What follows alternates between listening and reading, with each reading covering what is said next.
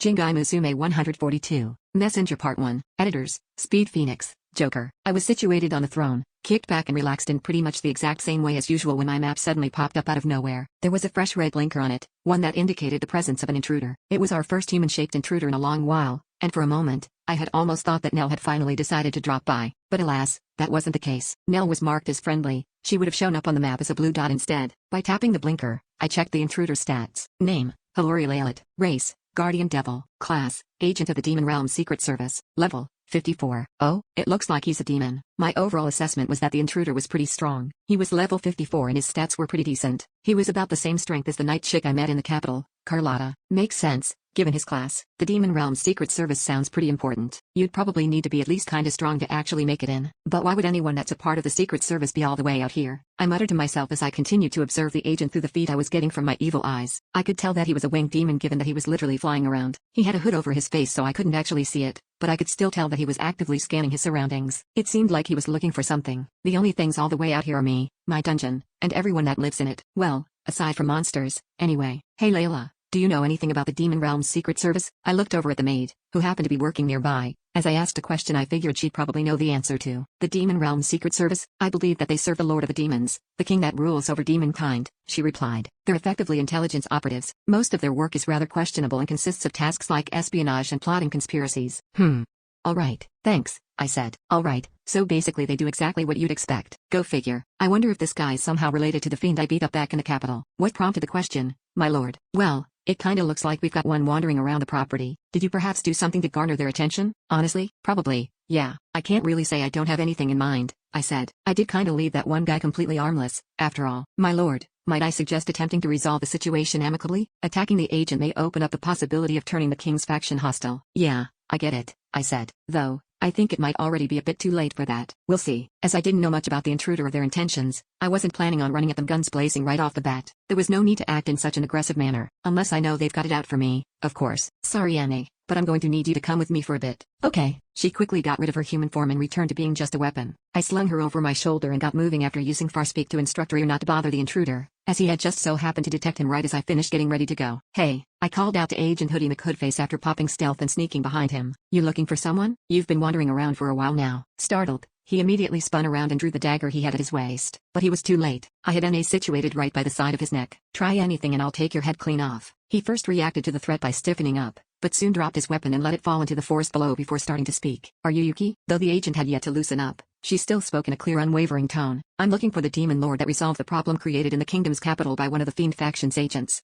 Didn't think she'd be a chick. Listening to her speak had made me realize something. She had intentionally phrased the statement in a way that implied she wasn't affiliated with the guy that I had almost turned into a winged nugget. I'll leave that up to your imagination, I said. So, what would you do if I turned out to be the guy you're looking for? Talk, she said. I would try to initiate a dialogue. We share a common foe, so I thought we might be able to help each other.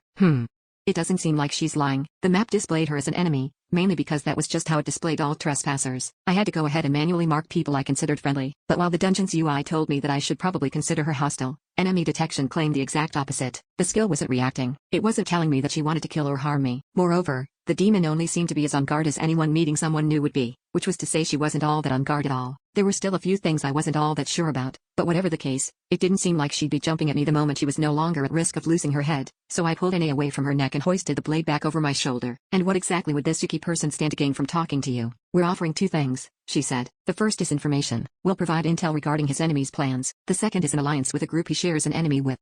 I narrowed my eyes as I contemplated her proposition. I guess that makes you one of the king's messengers or something, doesn't it? I guess you really must be the demon lord himself if you were able to figure that out. The demon hadn't realized that I had analyzed her and seen her class, so her eyes ended up widening in surprise as I pinpointed her role. I hadn't believed them when I was told that you weren't obsessed with flaunting your power like all the other demon lords, but it seems like it really is true after all. I haven't exactly met any other demon lords, so I'm not really sure what you mean, but whatever. I'll hear you out. Follow me. I used my jaw to point in the direction of the cave before spinning around and flying off. Hey, I've always wanted to do that. Upon glancing behind me, I found that the hooded lady hadn't hesitated in agreeing to change locations. She had obediently followed right behind me. I brought her girl to the Ryokan, the Japanese-styled, hot spring hotel situated in the plains. We ended up finding ourselves in the exact same room I'd shown the hero to when she first stopped by. Well, we're here. I grabbed a pair of cushions from the corner of the room, sat on one, and set the other in front of me. Here, Sit on one of these. I can't believe it. Agent McHoodface muttered with a dumbfounded look on her face as she obeyed and positioned herself on the cushion. I can't believe that there was both a massive field and an entire castle inside of a cave. My guest had started to underestimate me when I first showed her to the cave, but her expression had changed to one of shock the moment I opened the door that led to the grasslands. She had been left completely and utterly flabbergasted by the scene before her eyes. As much as I enjoyed the reaction, I couldn't help but feel that it was inappropriate. She was supposed to be a member of the Secret Service, a master spy that could work behind the scenes in order to carry out her country's will. And yet, here she was wearing her feelings on her sleeve. Of course, I was only able to see her expression because she had removed the hood that had been obscuring most of her face. I had already figured as much after hearing her voice, but she was much younger than her occupation might have otherwise suggested. She was at that odd age where she was almost but not quite yet an adult. Her face, which for the most part appeared fully matured, still seemed to carry a slight hint of a childish innocence. Her looks didn't differ much from the typical demonic archetype I had in mind. A pair of small horns decorated her head, and though I hadn't noticed it earlier, a thin tail peeked out from the underside of her cloak. The door clattered open right as the girl took a seat. The only other demon girl I knew entered with a tray in hand and 2 cups situated on top of it. "I've brought the 2 of you some tea, my lord," she said. "Thanks, Layla." Though I responded in the usual tone, I was actually really impressed by the maid's work. The only thing I told her was that I going to go greet our uninvited guest and that there was a chance I would bring said guest to the ryokan if they happened to want to come along. And yet,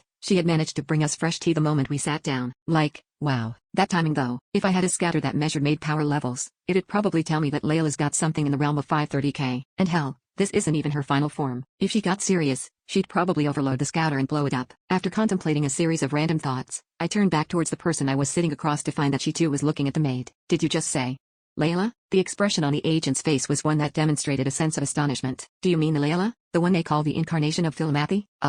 What?